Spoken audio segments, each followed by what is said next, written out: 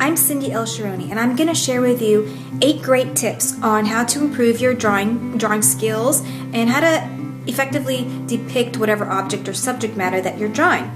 Now, I've been painting and drawing for over 30 years and professionally for about 15 and teaching on and off for about 10. And one thing I'm passionate about is seeing people who aren't comfortable with their drawings or just with drawing generally actually improve and get better results that they like. So here are my 8 great tips I'd love to share with you. Enjoy and let me know what you think. So tip number 1, draw what you see, not what you know. Drawing is all about seeing. It's not about how well you think you memorized how something looks. It's a skill of learning to see and identify the basic shapes, lines, and values in the objects and the subject matter that's around us. So in this first tip, whenever possible, carry a sketch pad or some paper around with you and be ready to sketch and take out your pencils and sketch and draw anything that interests you wherever you are.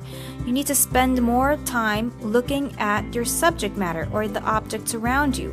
And as you draw, spend more time looking at what you're drawing, not at the drawing itself.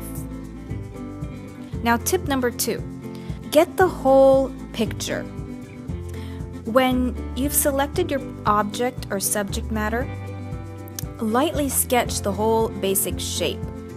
Even if it's a landscape, get a general idea of your subject matter or the object and the composition that you want to use on your paper. Don't get too detailed. Don't get into the details and don't work from a certain point until you've first put a general outline and a basic layout for your object or your subject matter.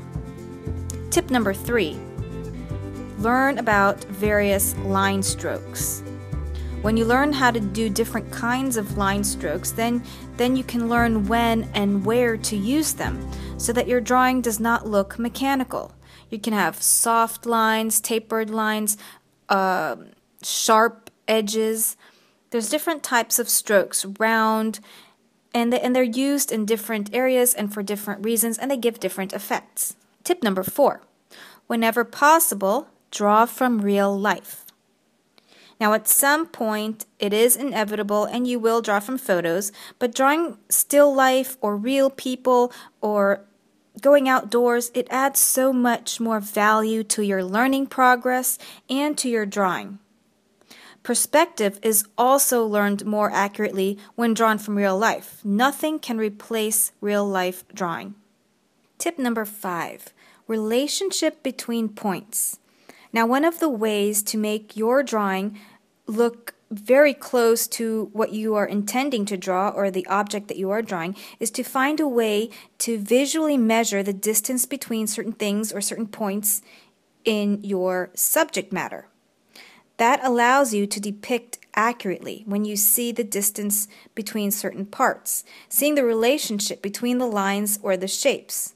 That's also in the process of learning to see.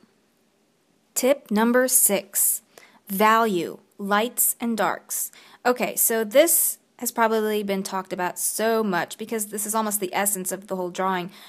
But we need to pay attention to the value in whatever we're drawing. So whether it's still life, figure drawing, or landscape, after observing the general shape and the placement of your subject, you might even need to squint to really observe the lights and darks. You got to find the darkest areas and the most highlighted areas and take note of that. You're going to use your softer pencils, which are on the B side, 2B, 4B, 6B, 8B, and they will give you the greatest darks. This really brings depth to your drawing. And a drawing usually with a good range of values is more appealing. Also, in the values and the tones that gradually move from light to dark in the shadows, you got to observe how smooth or soft that shift or that transition is, or how sharp it is. This is also in learning to see or perceive and observe your subject matter. Tip number 7, no outlines.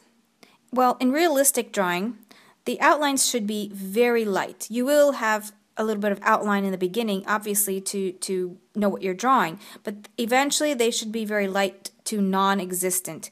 Usually, the edges are defined by a change of tone. This gives you an impression that there is a line, but in reality, there is no line, just as in your real subject matter, there really is no outline. It's just dark value or shade sharply contrasted against a light. This also forces you to increase in observation. And now for tip number 8, the last and the best tip.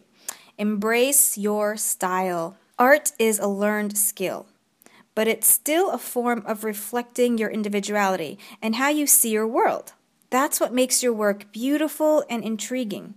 You're not a copier. We can always photograph something if we want it to look exactly the same. So don't be too critical on yourself. If you're not happy with your drawing, just get a new sheet of paper or flip your sketch pad and try again. And welcome to the art club, because we've all been there many, many times.